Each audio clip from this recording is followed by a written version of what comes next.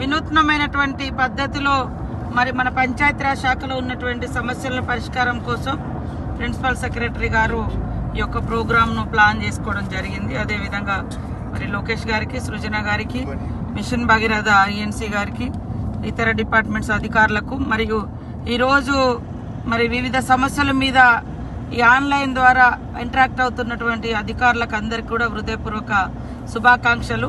తప్పకుండా ఫిజికల్గా మీరు రావాలనేది ఏం లేదు. ఖచ్చితంగా ఈ రకంగా కూడా మీరు మీ ఊరు దగ్గర నుంచి, మీ డ్యూటీ ప్లేస్ నుంచి మీరు అంటే మీకుండే డౌట్స్ కానీ, మీ సమస్యలు కానీ చెప్తే ఖచ్చితంగా మీకు ఆ పరిష్కారాన్ని లీగల్గా ఇబ్బంది లేకుండా లీగల్గా ఉండే అన్నీ కూడా మీకు సత్వరమే జరుగుతాయి. మిగతా కొన్ని క్యాబినెట్ కానీ గవర్నమెంట్ లెవెల్లో డెసిషన్ తీసుకునేటివి కూడా ఇక్కడ వచ్చినాయి అన్నీ కూడా లోకేష్ గారు, సృజన గారు నోట్ చేసి ఆ నోట్ను మాకు పంపిస్తే మేము మన పంచాయతీరాజ్ శాఖలో మేము రివ్యూ పెట్టుకొని, మీటింగ్ పెట్టుకొని సార్ట్అవుట్ చేసుకొని వాటి పరిష్కారాన్ని కూడా కృషి చేస్తామని తెలియజేస్తూ, ముఖ్యంగా అధికారులు కూడా సమయంతో అదే విధంగా క్షేత్రస్థాయిలో పనిచేయాలి. కొంతమంది చేసే మరి ఉద్దేశపూర్వకంగా చేస్తారా లేదా మమ్మల్ని బ్యాడ్ చేయాలని చూస్తారా, మీరు గవర్నమెంట్ని బ్యాడ్ అని ఎవరైనా అనుకొని ఉంటే అది వాళ్ళ మూర్ఖత్వం అవుతుంది.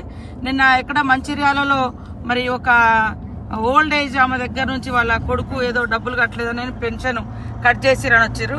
ఇట్లా కొంత విచక్షణ, మానవత్వం ఇవన్నీ చూసుకొని పని చేయాలి. కానీ ఇష్టం వచ్చినట్టుగా చేసి దాన్ని ప్రభుత్వం మీద రుద్దితే ఖచ్చితంగా రిమూవల్ ఫ్రమ్ సర్వీస్ అనేది కూడా ఉంటుంది. సస్పెండ్ కాకుండా సస్పెన్షన్తో పాటు ఇది కూడా ఉంటుంది.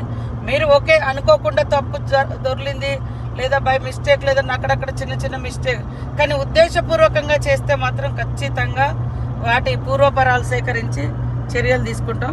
మీరు అందరు మా కుటుంబ సభ్యుల్లాగా మేము మీకు ఈ బర్డన్ ఉండొద్దు, ఆఫీస్లో చుట్టూ తిరగొద్దు, మీ టైం వేస్ట్, మీ డబ్బులు దండగా మీరు సమస్యలలో ఉంటారు కాబట్టి మళ్ళీ మేమున్న కాడికల్లా మీరు అవడం ఇబ్బంది అని ఇది పెట్టడం జరిగింది.